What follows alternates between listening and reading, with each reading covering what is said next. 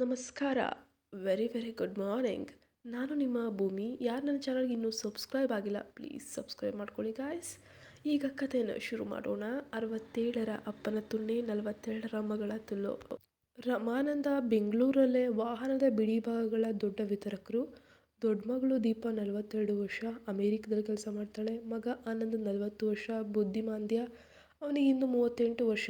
ಹುಡುಗಿಯೊಂದಿಗೆ ಮದುವೆ ಮಾಡಿಸಿ 13 ವರ್ಷದ ಮಗಳು ಇಬಾನಿ ಇದ್ದಾಳೆ. ರಮಾನಂದರು ಬೆಂಗಳೂರು ಅಂತಾರಾಷ್ಟ್ರೀಯ ವಿಮಾನ ನಿಲ್ದಾಣದಲ್ಲಿ ಮಗಳಿಗಾಗಿ ಕಾಯ್ತಿದ್ರು. ವಿಮಾನ ಬಂದು ಇಳಿದ ಸ್ವಲ್ಪ ಹೊತ್ತಿನಲ್ಲಿ ಜೀನ್ಸ್ ಟೀ ಶರ್ಟ್ ಧರಿಸಿದ ದೀಪ ಬ್ಯಾಗ್ ಹಿಡ್ಕೊಂಡು ಹೊರಬಂದ್ಲು. 42 ವಯಸ್ಸಿನ ಮಗಳು, 67ರ ರಮಾನಂದ. ಮಗಳ ದೊಡ್ಡ ದೊಡ್ಡ ಕುಂಚಗಳು ಬಿಗಿಯಾದ ಟೀ ಶರ್ಟ್ನೊಳಗೆ ಹಾರಾಡ್ತಿದ್ವು. ಜೀನ್ಸ್ ಒಳಗಿನ ದಪ್ಪ ದಪ್ಪ ತೊಡೆಗಳು ಹಿಂಬದಿಯಿಂದ ಭೀಮನಿತಾಂಬಗಳು ಈ ಕಡೆ ಆ ಕಡೆ ಎಸೆದುಕೊಂಡು ಬರ್ತಿದ್ವು. ಎಲ್ಲ ಗಂಡು ಪ್ರಾಣಿಗಳ ಇವರ ದೇಹ ತಿನ್ನುವಂತೆ ನೋಡ್ತಿದ್ವು. ಶಿಶ್ನ ನಿಮ್ಮರಿ ಪ್ಯಾಂಟ್ನೊಳಗೆ ನೋವಾಗಲಾರಂಭಿಸ್ತು. ಏಯ್ ಅಪ್ಪ ಎಂದು ದೀಪ ಬಂದು ಅಪ್ಪನನ್ನು ಹಪ್ಪಿದ್ಲು. ಅವಳ ಫುಟ್ಬಾಲ್ ಗಾತ್ರದ ಕುಂಚಗಳು ಅಪ್ಪನ ಎದೆಗೆ ಒತ್ತಿ ಅಪ್ಪಚ್ಚಿ ಆದವು. ಹತ್ತಿರದಲ್ಲಿರುವವರು ಅದನ್ನು ನೋಡಿ ನಿಟ್ಟುಸಿರು ಬಿಟ್ಟರು. ಅಪ್ಪುವಾಗ ಅಪ್ಪನ ನಿಮಿತ್ತ ಶಿಶ್ನ ದೀಪಾಳ ತೊಡೆಯ ನಡುವೆ ಹೊತ್ತಿತ್ತು. ಅವಳ ದಪ್ಪ ತುಂಬಿದ ಯೋನಿ ಒಮ್ಮೆ ಬಾಯಿ ಬಿಟ್ಟಿತು. ಓಹೋ ದೀಪು ಬಾ, 1 ವರ್ಷದ ಮೇಲಾಗೋಯ್ತು. ಬಾ ಬಾ, ಹೇಗಿದ್ದೀಯಾ? ಅಳಿಯರಾಯ ಹೇಗಿದ್ದಾನೆ? ಅವಳ ಜೊತೆ ಹೆಜ್ಜೆ ಹಾಕಿದರು. ಎಲ್ಲರೂ ತನ್ನ ಮಗಳನ್ನು ನೋಡುವಾಗ ರಮಾನಂದರಿಗೆ ಹೆಮ್ಮೆ. ರಜತ್, ದೀಪಾ ಪತಿ, ಚೆನ್ನಾಗಿದ್ದಾರಾ? ಇಲ್ಲಿ ನೀನು ಹೇಗಿದ್ದೀರಪ್ಪ? ಆನಂದ್, ಇಂದು ಇಂಬಾನಿಕ್ ಹೇಗಿದ್ದಾರೆ ಎಂದು ಕೇಳಿದ್ಲು. ಎಲ್ಲ ಚೆನ್ನಾಗಿದ್ದಾರೆ, ನಿನಗಾಗಿ ಕಾಯ್ತಾ ಇದ್ದಾರೆ ಅಂತ ಬಾ ಅಂತ ಕಾರ್ ಪಾರ್ಕ್ ಬಳಿ ಬಂದು ಬ್ಯಾಗೆಲ್ಲ ಕಾರ್ಗೆ ಹಾಕಿ ಮನೆಗೆ ಬಂದರು. ಎಲ್ಲರಿಗೂ ಸಂತೋಷ. ತಮ್ಮನಿಗೂ ಅಕ್ಕ ಬಂದ್ಲು ಅಂತ ಗೊತ್ತಾಯಿತು. ಎಲ್ಲರಿಗೂ ತಂದ ಗಿಫ್ಟ್ಗಳನ್ನು ಕೊಟ್ಟಾಯಿತು. ಇಂದು ಸೊಸೆ ಮನೆಯಲ್ಲಿ ಬರೀ ಚೂಡಿದಾರ್ ಟಾಪ್ ಹಾಕಿಕೊಂಡಿರೋದ್ರಿಂದ ದೀಪ ಗಮನಿಸಿದ್ಲು. ಬ್ರಾ ಹಾಕಿಲ್ಲ ಅಂದರೆ ಪ್ಯಾಂಟ್ ಹಾಕಿದ್ದಾಳೆ. ಅಪ್ಪ ಸರಿ, ವರ್ಕ್ ಮಾಡಿರುವ ಕಾರಣ ಸೊಸೆಗೆ ಬಾಡಿ ಚೆನ್ನಾಗಿ ಮೇಂಟೈನ್ ಆಗಿದೆ ಕಣೆ. ತಮ್ಮನಿಗೆ ಮದುವೆ ಮಾಡುವಾಗಲೇ ಬೇಡ ಅಂದಿದ್ಲು ದೀಪ. ಆದರೆ ಆಗಲೇ ಅಮ್ಮನು ತೀರಿಕೊಂಡಿದ್ದರಿಂದ ಅವನಿಗೆ ಮದುವೆ ಮಾಡಿ ನಾನು ಸುಧಾರಿಸ್ತೇನೆ ದೀಪ ಎಂದು ಮಗಳನ್ನು ಅಪ್ಪಿ ಅಪ್ಪ ಹೇಳಿದರು. ಅಪ್ಪನ ಉದ್ದೇಶ ದೀಪಾಳಿಗೆ ಅರ್ಥವಾಗಿತ್ತು. ಹದಿಹರೆಯಕ್ಕೆ ಬಂದ ಮಗಳನ್ನೇ ಬಿಡದಿದ್ದ ರಮಾನಂದರು ಸೊಸೆಯನ್ನು ಬಿಡುವರೆ? ಮದುವೆಯಾಗುವಾಗ ದೀಪ ಒಳ್ಳೆ ಬಲಿತ ಹೆಮ್ಮೆ ಅಂತಿದ್ಲು. ಹಾಗೆ ಮಾಡಿ ಹಾಕಿದ್ರು ಮಗಳನ್ನು ರಮಾನಂದರು. ಅವಳ ಕುಂಚ ನಿಂತಾಂಬ ನೋಡಿಯೇ ಅವಳ ಪತಿ ಅವಳನ್ನು ಒಪ್ಪಿದ್ರಂತೆ. ಊಟ ಆದ ಮೇಲೆ ಇಂದು ಅಡಿಗೆ ಮನೆಯಲ್ಲಿ ಒಬ್ಬಳೇ ಕ್ಲೀನಿಂಗ್ ಕೆಲಸ ಮಾಡ್ತಿದ್ಲು. ಹಿಂದಿನಿಂದ ಹೋಗಿ ದೀಪ ಅವಳನ್ನು ಅಪ್ಪಿ ಹೇಗಿದೆ ಎಂದು ಅವಳ ಕೆನೆಗೆ ಕಿಸ್ ಮಾಡಿ ಹೊಟ್ಟೆ ಅಮುಕಿ ಕೇಳಿದ್ಲು. ಓಹೋ ಅತ್ತಿಗೆ, ಚೆನ್ನಾಗಿದ್ದೀನಿ. ನಿಮ್ಮ ಗಿಫ್ಟ್ಸ್ ಅಂತೂ ತುಂಬ ಚೆನ್ನಾಗಿತ್ತು, ಥ್ಯಾಂಕ್ ಯು. ದೀಪುವಿನ ಕೈ ಅವಳ ಬ್ರಾ ಇಲ್ಲದಿರುವ ಕುಂಚಗಳ ಮೇಲೆ ಹೋಗಿ ಮರ್ತಿಸುತ್ತಾ 1 ವರ್ಷದಲ್ಲಿ ಸಖತ್ತಾಗಿದೆಯಾ? ಇಂದು ಅಪ್ಪನ ಕೆಲಸ ಜೋರಾಗಿದೆ ಅನಿಸುತ್ತೆ. ಸೈಜಂತೂ ದೊಡ್ಡವಾಗಿವೆ ಅಂದ್ಲು. ಹಾಂ ಅದಕ್ಕೆ, ಈಗ ನಂದು 36D ಇದೆ ಬ್ರಾ ಸೈಜು. ನಿಮ್ಮ ಅಪ್ಪ ಬಿಡೋಲ್ಲ, ದಿನ ಬೇಕು ಅವರಿಗೆ. ಮತ್ತು ನಾನು ಹೀಗೆ ಕಡಿಮೆ ಬಟ್ಟೆ ಹಾಕ್ಕೊಂಡೇ ಇರಬೇಕು ಮನೆಯಲ್ಲಿ ಅಂದು ನನ್ನ ಟಾಪ್ ಮಾತ್ರ ತೋರಿಸಿ ನಾಚಿದ್ಲು. ಓಹೋ ಹೌದೇನು, ಮಜಾ ಉಡಾಯಿಸ್ತಿದ್ದೀರಾ ಅಂತ ಆಯಿತು. ಹೇಗಿದೆ ಅಪ್ಪನ ಗೂಟ ಅಂತ ಅವಳ ನಿತಾಂಬ ಇಚ್ಕುತ್ತಾ ಕೇಳಿದ್ಲು. ಅತ್ತಿಗೆ ಅದು ಕೇಳಬೇಡಿ, ಇನ್ನೂ ಹೆಚ್ಚಾಗಿದೆ. ವಯಾಗ್ರ ಹಾಕಿ ಹೊಡಿತಾರೆ. ನನ್ನ 2 ತುತ್ತು ಯಾವಾಗಲೂ ಉರಿತಾನೆ ಇರುತ್ತೆ ಅಂದು. 60+ ವಯಸ್ಸಲ್ಲೂ ಅಪ್ಪನ ಜೀವನೋತ್ಸಾಹ ಚೆನ್ನಾಗಿದೆ. 50ರ ನಿನಗೆ ಚೆನ್ನಾಗಿ ತೂತಿಗೆ ಬಾಳೆಹಣ್ಣು ಕೊಡ್ತಾರೆ ಅಂತಾಯಿತು ಎಂದು ಇಂದುವನ್ನು ಈ ಕಡೆ ತಿರುಗಿಸಿ ಅವಳ ತುಟಿಗೆ ಮುತ್ತಿಕ್ಕಿದ್ಲು. ಕೈ ಅವಳ ಕುಂಚಗಳನ್ನು ಹೆಚ್ಚುತ್ತಿತ್ತು. ಇಂದುವಿನ ಕೈ ದೀಪಾಳ ತುಂಡು ನೈಟಿಯೊಳಗೆ ಹೋಗಿ ಅವಳ ಕಾಚಾದ ಮೇಲಿಂದಾನೇ ಯೋನಿಯನ್ನು ಸವರ್ತಿತ್ತು. ಆಗಲೇ ಅಂದು ಒದ್ದೆಯಾಗಿತ್ತು. ಹೌದು, ಆದರೆ ಇವತ್ತು ನೀವು ಹೋಗಿ ಅಪ್ಪ ಮಗಳ ಯೋನಿಗೆ ಕಾಯ್ತಾ ಇರ್ಬೋದು.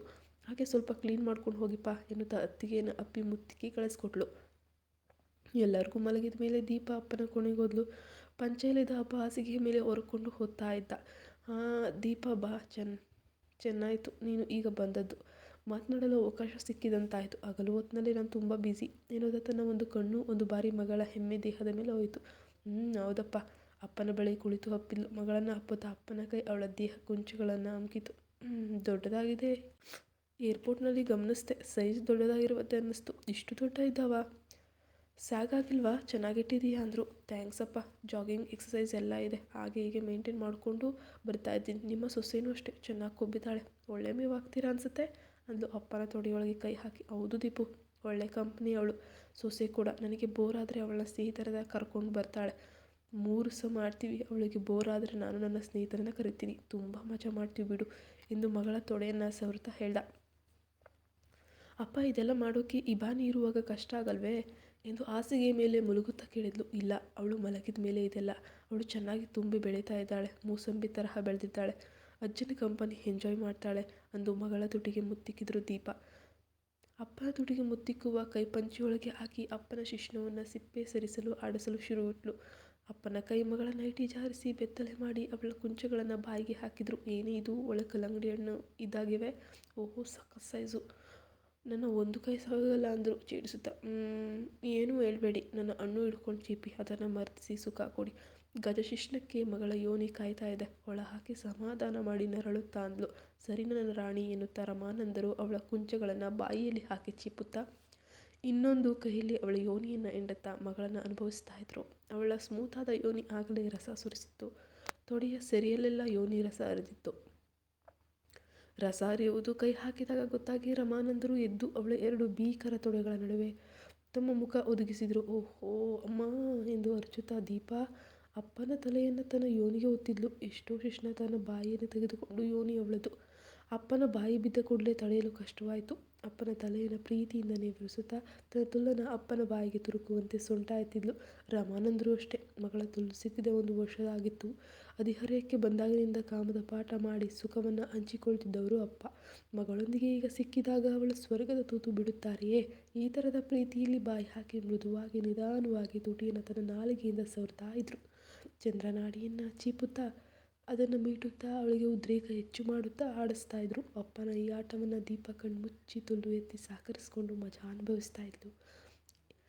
ಯೋನಿಗೆ ಬೆರಳು ಹಾಕಿಕೊಂಡು ನಾಲಿಗೆಯಿಂದ ಪೂಜೆ ಮಾಡಿಕೊಂಡು ನಡುವೆ ಬೆರಳನ್ನು ಗುದ್ದಕ್ಕೆ ತೂರಿಸ್ಕೊಂಡು ಸುಖ ಪಡ್ತಾಯಿದ್ರು. ದೀಪ ರಮಾನಂದರ ಬಳಿ ಬರುವಾಗ ಸ್ಮೂತಾಗಿ ಬೋಳಿಸಿ ರೆಡಿಯಾಗಿ ಬಂದಿದ್ಲು. ರಮಾನಂದನ ಲಾಲಿಗೆ ತನ್ನ ಚಂದ್ರನಾಡಿಯನ್ನು ನಾಲಿಗೆಯಲ್ಲಿ ಹಾಡಿಸ್ಕೊಂಡು ತೂತಿಗೆ 2 ಬೆಳ್ಳಿ ತೂರಿಸ್ತಿರುವ ತಲೆಯನ್ನು ನೇವರಿಸ್ತಾ ಇದ್ಲು. ಕಾಲುಗಳು ಬೆನ್ನ ಮೇಲೆ ಹೋಗಿತ್ತು. ರಮಾನಂದರು ಮಗಳ ಹಂದಿ ಕುಂಡಿಯನ್ನು ಇಚ್ಚಿಕ್ತಾ ಇದ್ರು. ಬೆರಳು ಕೇವಲ ಗುದಕ್ಕೆ ನುಗ್ತಿತ್ತು. ಅಗಲವಾದ ಬಟ್ಟಲಲ್ಲಿ ಅನೇಕ ತಿನಿಸುಗಳು ಇರಿಸಿ ತಿನ್ನಿಸಲು ಕೊಟ್ಟಂತಿತ್ತು. ಬರೀ ದೀಪಾಳ ಸೊಂಟದ ಭಾಗಕ್ಕೆ ಫೋಕಸ್ ಮಾಡಿದ್ರು. ಬಾಯಲ್ಲಿ ನೀರುವಂತೆ ಇತ್ತು. ದಾಳಿಂಬೆನ ಬಿಡಿಸಿಟ್ಟಂತೆ ಇತ್ತು. ಅಂಜೂರದಂತೆ ಹರಳುವ ತಿಕ್ಕದ ತೂತು ಮೇಲಿನವನಿಗೆ ತುಣ್ಣೆ ದಪ್ಪ ಗೂಟ ಮಾಡುವಂತಹ ದೃಶ್ಯ. ಬಾ ಮುದ್ದು, ಅಪ್ಪನ ತುಣ್ಣೆ ಚೀಪು. ನಿನ್ನ ಬಾಯಿ ನನ್ನ ಗೂಟಕ್ಕೆ ಬೀಳದೆ ಸಮಾಧಾನವೇ ಇಲ್ಲ. ನನ್ನ ತುಣ್ಣೆ ಮಗಳ ತಲೆ ಹಿಡಿದು ಬಾಯಿಗೆ ತುರುಕಿದ್ಲು. ಎಂತೆಂಥ ಸೈಜಿನ ತುಣ್ಣೆ ಚೀಪಿದ ಗನಂದಾರಿ ಬಾಯಿ ಅದು. ಅಪ್ಪನ ಗೂಟವನ್ನು ಬಾಯಿಯಲ್ಲಿ ತೆಗೆದು ಪೂರ್ತಿಯಾಗಿ ನುಂಗ್ತು. ಗಂಟಲಿನವರೆಗೂ ಹೋಗಿ ಮುಟ್ಟಿದ ರಮಾನಂದರು ಔಟ್ ಆಗುವಂತಾಯಿತು. ಕಾಮಚತುರ ಅವರು. ತಡೆದುಕೊಂಡು ಮಗಳ ತಲೆಯನ್ನು ಹಿಡಿದು ಮುಖಕ್ಕೆ ದೆಂಗಲು ಶುರುವಿಟ್ರು. ಅವರ ತುಣ್ಣೆ ಬಾಯಿಗೆ ಹೊಕ್ಕುವಾಗ ಅಪ್ಪನ ಬೀಜಗಳೆರಡು ಬಂದು ಅವಳ ಕೆನ್ನೆಗೆ ಬಡಿತಿತ್ತು. ಅಲ್ಲಿಗೆ ಬೀಜಗಳನ್ನು ಮೃದುವಾಗಿ ಅಮುಕುತ್ತಾ ಮುಖಮೈಥುನ ಮಾಡ್ತಾ ಇದ್ಲು. ಅಪ್ಪನ ತುಣ್ಣೆಯ ಸಿಪೆ ಕೆಳಗೆ ಎಳೆದು ಜಾರಿಸಿ ದಪ್ಪ ತಲೆಯ ತುಣ್ಣೆಯನ್ನು ಐಸ್ ಕ್ಯಾಂಡಿಯಂತೆ ಚಿಪ್ತಾ ಇದ್ಲು.